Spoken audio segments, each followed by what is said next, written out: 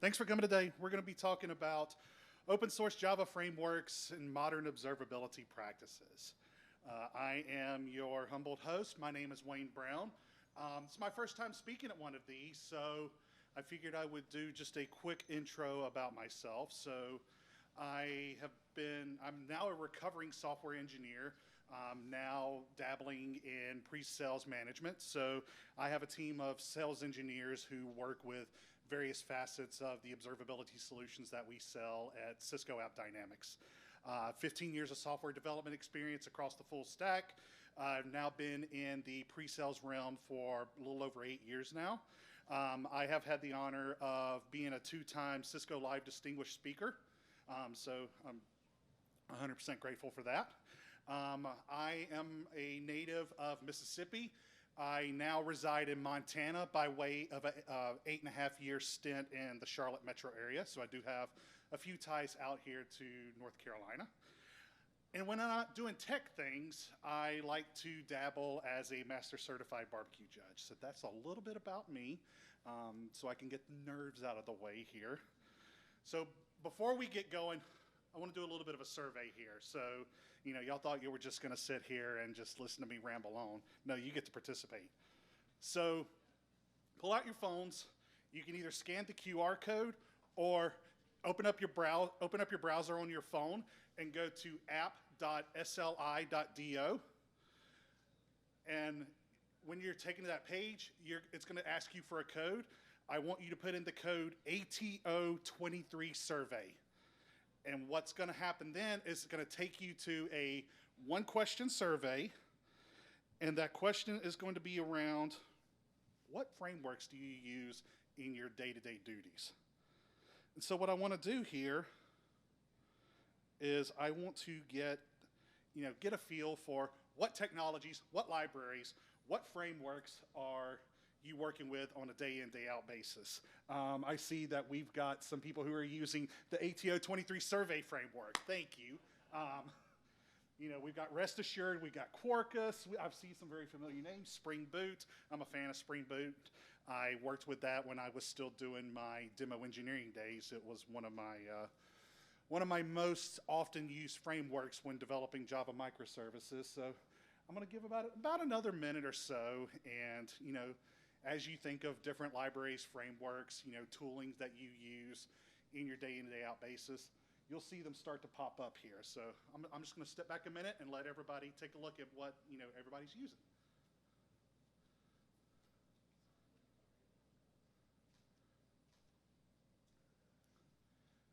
I see some Google tooling up there, very nice. See Gradle, see Akka, Spring Boot, Quarkus, Lombok, Drop Wizard, Rest Assured, Spring Batch, Hibernate. Yeah, lots of Hibernate. I'll give it just another couple more minutes. You have various Apache libraries.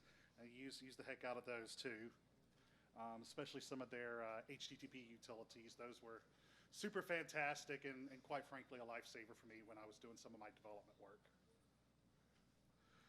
Alrighty, so apparently a lot of you are using Spring Boot. I applaud you. It's one of my favorites as well. A wide range and a wide variety of different frameworks and different libraries. So I think we get the idea that open source frameworks, open source tooling, libraries, they have become, integrated and essential to our day in, day out development activities. So I'm going to go ahead and swap back to the PowerPoint. Thank you for doing that exercise along with me. Now, with today's session, I wanted to think about this a little bit differently. I could come up here, I could talk about code, I could talk about what kind of metrics do we need to look for. We're all very intelligent people. We have no need to do that. We know what we're looking for. But the question that I want to pose is why? Why are we doing what we do? I mean, my number one answer is because I want to make money and I want to make a lot of money. But why are we doing the tasks that we do that are part of our day in and day out responsibilities? Especially when it comes to elements of monitoring and observability. Why? Why are we doing all of these different things? We know that the services that we write and the services that we're monitoring, the services that we're observing, are quintessential to the business, or so we've been told. Our goal is to just make sure it's up and running, make sure it's performant.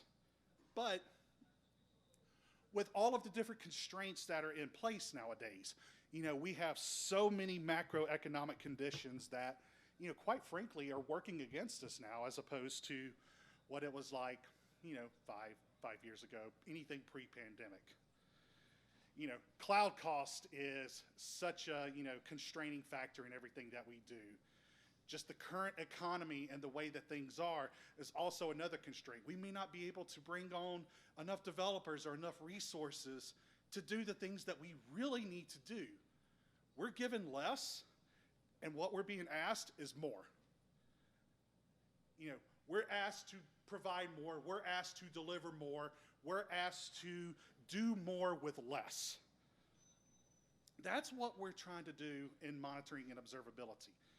We're making sure that the code that we're writing, the things that we're doing, all of the activities, all of the, the alerts and the rules that we put into place, and all of the metrics that we're gathering, it comes back to that why.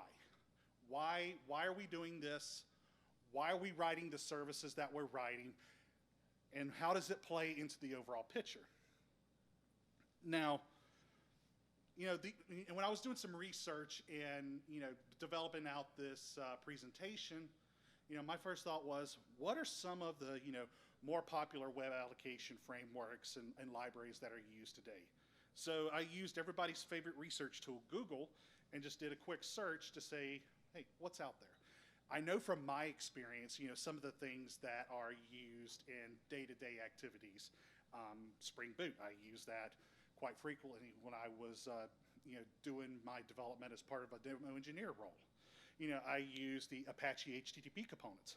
But there are some other things on here I haven't experienced, but based on all the research that I've done, are extremely popular, web application frameworks for Java, Log4j. I mean, I'm pretty sure we're all familiar with Log4j. I kind of still break out into a cold sweat every time I hear it, with the Log4j security incident. Another, Hibernate. I've not worked with Hibernate, but, reading into it, extremely powerful tool. Finatra, the Google Web Toolkit, Grails, Spring Boot, all of the different Spring frameworks, all of the different Apache frameworks. There's so many different libraries out there. Some of the most, and a lot of these are, some of the most popular ones, but in doing this research, there's one thing that all of these different frameworks have in common. Does somebody want to yell out a guess what that is? Observability. Yes! But give me more specific.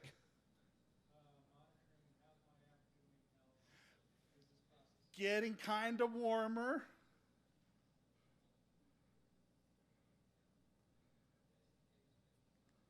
Open Telemetry. All of these very popular frameworks, all of these very popular libraries are already pre-built with Open Telemetry support. And because this is an open source conference, we want to push open source initiatives. We want to push open source methodologies. It's probably one of the most popular ones out there. I would think it's second next to Kubernetes in terms of people working on the project and the number of commits to the project, which, by the way, we at Cisco are a very large contributor to the Open Telemetry specification in a number of different ways. I believe we're top 10 or maybe number 11 in number of commits to the project all time. We're in the top 3 and possibly top ranking in the same things over the last 12 months and 3 months. So we're not just embracing this as a one and done thing. This is something that we believe in. This is something that we know that you as developers and engineers are embracing because you want to take control of your telemetry. You don't, and as much as I love what we do with AppDynamics and being able to collect observability and telemetry data, There's also the segment of you who have said, we want to do this ourselves. We know our applications, we know our microservices, we want to take control of what we're collecting. And that's why we're in on Open Telemetry, because you asked for it. And that kind of dovetails to a slightly different version of what I flashed up earlier. Know your why. Not only in this, if there's one thing that I want to be taken out of this session, besides the really cool demo that I'm going to show here in a little bit, the one thing I want everybody to take out is know why you're doing what you're doing. Where does the code that you're writing, where do the services that you're developing, where does it fall into not only the overall architecture of your applications, but also how is it helping to drive your initiatives forward? If you're working for retail, financial services, you're going to have certain things that your company wants to do, and that's how they make their revenue, and that's how you're able to stay employed. The things that you're building play a part in that, and in order to get a really, really good understanding of what we're trying to do here, know why you're building it. You know, rather than just going in, oh, I'm writing this code, I'm trying to, optimize this particular method, I want it to run, 5% faster, make it leaner, make the code much more efficient. Sometimes that juice isn't worth the squeeze. And sometimes you need to know that, yes, these optimizations are good, but is it moving the needle in my business? And is it going to help us, continue to, generate revenue, stay employed, and stay relevant?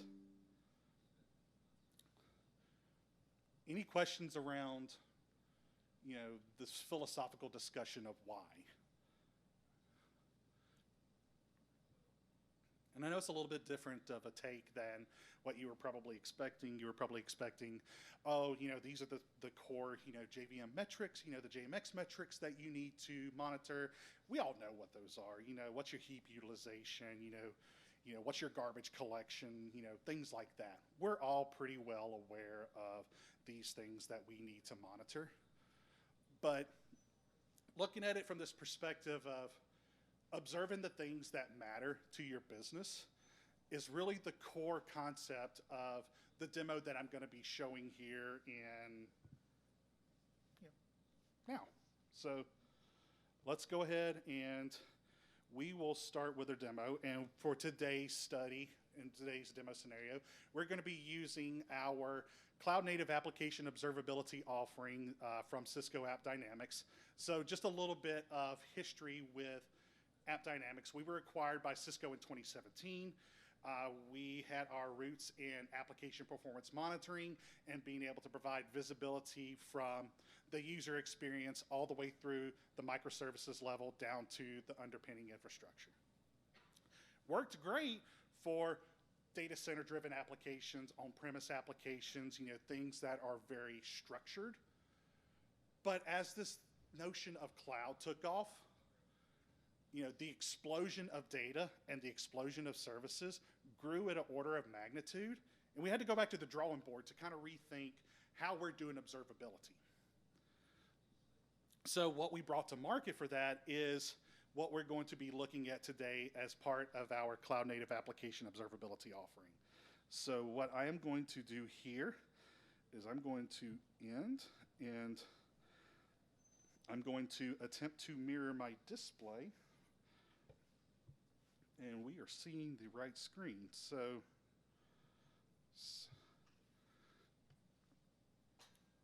the screen that we're looking at right here is I'm looking at an instance of a service that we're monitoring using our Cloud Native Application Observability.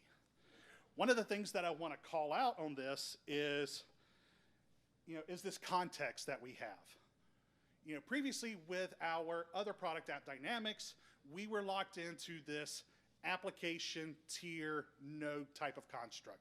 It was great. It was very, very hierarchical, but it was very locked in. And we started to realize that things are much more fluid, especially now in a cloud native world, because now we have, all of these, cloud native constructs. We have, container orchestration that depends on infrastructure, and all of our services that run on top of this container orchestration. And all of these things depend on one another. And what we want to do with this is we want to get everybody at least close to the same page. We know that different teams are going to have different deep domain expertise tools and solutions that they use. Our goal is to get everyone at least agreeing to a single to a source of truth that we can determine where the fault lies and where things are going wrong, that we can then go and engage the right team, get everybody out of the war room and keep it to a one pizza minimum. So on the screen, we're looking at an instance of a service that's running in a Kubernetes cluster. The thing that I was talking about just a minute ago with applications that are running on Kubernetes clusters and that are running on infrastructure, we're keeping all of this context in play here. So what I want to call out over here is right here where my pointer is. This is where we're at right now. We're looking at an instance of a service. And we have this service and this instance of a service that powers all of these different things that we call business transactions. And all that is to us, how are your customers using your application? You've built all these, complex microservice-driven, event-driven architectures, but to a customer who's using your solution, who's using your software, they don't know all of that. They don't care about all of that. All they care about is, when I push the button, does it perform good enough? Does it give me what I need? And does it do it in a reasonable amount of time? Customers don't care. They do not care one iota about how complex it is. They just want to know it's going to work and that it's going to work efficiently. So in order to do that, we have to understand how everything relates to one another. And so when we launched our cloud native application observability offering, after we went back to the drawing board, we decided context is key here. The thing that we need to understand is the thing that we're looking at, what are its dependencies up the stack, and what does it use further down the stack? So in this example, I have the service instance that's running on a cluster, that's part of this namespace, and is backed by a whole bunch of different infrastructure. But in order to, and that's great coming down, but I need to know also, what's my upstream impact? So I know now this service instance is part of this service, and this service is powering this particular functionality. That's the power, and that's where you start to understand just how much of an impact the things that you're writing, the things that you're developing, what's the impact that it's having on the business? Because, I mean, ultimately, in the end, that's all that matters. To an organization, revenue. What's their driver? It could be revenue. It could be, a number of different things. Like if you're in a financial services, type industry, you may be looking at loans processed. One of your key functionalities for that could be, loan submission or, first round of processing, whatever that thing is. It's those crucial aspects that, help ultimately create revenue for your business. That's what we look for, and that's what we want to understand, and that's why we're doing what we're doing by surfacing this up in this context. So I want to see, okay, what exactly is being impacted here? So I can come up here now, and I could see everything that is, taking place, and I could see everything that is, powering this. So now I have this upstream visibility. I can now come back downstream. I can come back to, come right back to the instance of the thing that I was running. Okay, so we know something's wrong. For those who are familiar with Open Telemetry, you've got your signal types. You've got your metrics, events, or metrics, logs, and traces, events, special log.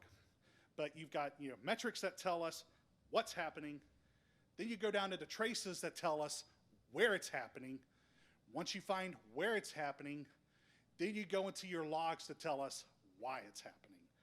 So all of these different data types are working together to give you that full solution and that full set of information that you need to quickly and efficiently diagnose and triage issues that are going on.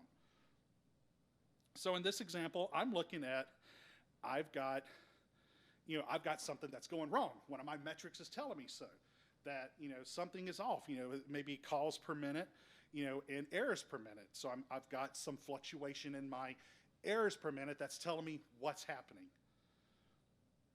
So now I know what's going on. I've narrowed down the context to, okay, I know this is taking place. I need to now figure out where that is. Because now I'm just looking at a single container. I need to pull back up a level and go, what functionality is it? Is it an About Me page that's, doing something for whatever reason? Or is it something that's critical to my business, such as, adding an item to a shopping cart for an e-commerce or retail application? So one of the neat things that we do is, in addition to correlating all of the different things that are involved with powering an application and powering a business, we're now correlating all of the metrics and all of the signal types together. Thank you, Open Telemetry, for providing that capability of doing so. And now we can switch context and perspective and now dive into our traces. So we're collecting all of these traces. We see all of the spans that are going on. We see that, how long are each of these traces taken? Because in this particular scenario, we're interested in, looking at errors, because that was one of our, golden signals that was telling us that something was wrong. So I want to dive into that a little bit. So because we're, leveraging, everything that's coming in as part of OTLP, we can convert that, and we know, everything that's going on in a particular function call. Everything's sortable. I can drag things around. I'm doing a product demo, but I'm not doing a product demo, because what I want to show is how things matter, how things relate, and how we're able to dive from what to where to why. So what I can do here is I can select this, and it's going to give me, some information around it. We can dive into the trace details, but we know some high-level specifics here, whether that's the, the start time of the execution, the duration, how many spans are part of this, how many errors are taking place, which is kind of what I'm keying on here, because that's what's, throwing off my alerts. So let's dive in. Let's take a quick look. Okay, this is kind of underwhelming that we're looking at here, because all of the code that we're executing for this particular call is all contained within a single service.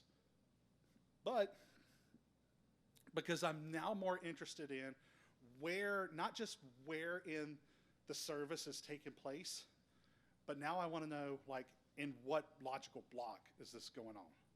So I can change this to group by span, and now I've got all of my logical blocks of code that we're monitoring using Open Telemetry. So now we're pulling in all of the spans that are part of this trace.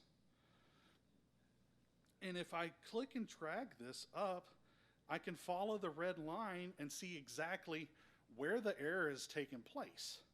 So I could see we're going across a number of different methods, a number of different spans. Here we're looking at one that it's a transaction commit. And if I continue to follow the trail, I could see where, now we're seeing, here's a database query that's taken place, that this is the root of the error. But because we're not monitoring the database at this point, we're monitoring the services that are communicating with that database. I need to pull back a level. So now, maintaining that context, I can come up here and I can see, information about that transaction commit. So everybody that's familiar with Open Telemetry, most systems use a waterfall type, visualization to be able to render out, all of the different spans and all the different dependencies and the components of a trace. And we could see those. And I could see here, here's what's highlighted. Again, now we're continuing to stay within context. We know where we are. We're within a particular functionality. Now I've narrowed down, I've gone from what, and I'm at where. So the next logical piece is, now we need to know, why is this happening? So I'll throw this out to the audience. 1,000 internet points to the first person who can get the right answer. What signal type is going to tell me why there's something going on? Anybody? Is it metrics that's going to tell us? Is it logs? Thank you. 1,000 internet points for you. Well done. So that's the next thing we're going to do. We're going to come in here, and we're going to look at all of the related logs for this not only for this particular trace, but now we're going to look at it in this particular span. So with one click, I can now see I've got a set of errors that are taking place, a set of logs that are tied to that particular span. And just so that we can see, because we're bringing this in as a log, we can parse all of this data out. And not only do we have just the raw log entry, but we can also extract some, useful information. We see, what Kubernetes node is this a part of? What's the namespace? What's the deployment name? What's the container name? What, all of these different things that give us that additional context that will help us not only know, now we know why the problem is happening, but now we also have all of this metadata that's coming across. We can now start to get that picture, even at this level, of how all of these different things tie together. We know it's part of this e-commerce services container. We know it's in Demo West AppD Cloud Demo 3 cluster. If we want to go further, there's the big long container ID I'm not going to even attempt to read. We can parse this out, and we can look at this from a much larger perspective. Again, the goal is now we've gone from what's going on, we've gone down to and investigated and troubleshot to go, now we know where it's happening, not only from a service perspective, but also from a perspective of span and logical block of code. And we took the next step by looking at our logs to tell us, now we know why it's happening. And in this case, we have duplicate entries for a primary key. And so that's why we're airing out here. And if I was interested to even go a little bit further, I can do that. I can come in and go, I can look at additional logs. I can, do some additional filtering. If there's one of those things where I'm not necessarily looking at a problem that is a well-known, repeatable thing, but I'm kind of looking for unknown unknowns. I can explore through my logs. I can explore through my traces. The idea here is knowing the why. Know the what you're doing, know why you're doing it. Not only from a code perspective, but finally from a perspective of, the things that you're developing that are part of your business. So my goal for today's presentation was to get you out of here, 10 to 15 minutes early, because I know these sessions run long, and a lot of times they're, back to back, and you're sprinting. So what I want to do here, I want to take questions. Does anybody have any questions? And before I do that, I'm going to start that back up, because before we bring in questions, the thing that I want to say also is thank you. Thank you for coming to this session. Thank you for listening to me ramble today. Thank you for entertaining me as I talk about not necessarily metrics or specific things to look for, but also taking a little bit of time to step back and go, think about why you're doing what you're doing. Thinking about, why are you putting monitors on these things? Why do you care about these metrics? How do they ultimately impact your organizations? How do they ultimately, help you create revenue and, hopefully bring you, pay increases and more stock and all of these things that we really, really like?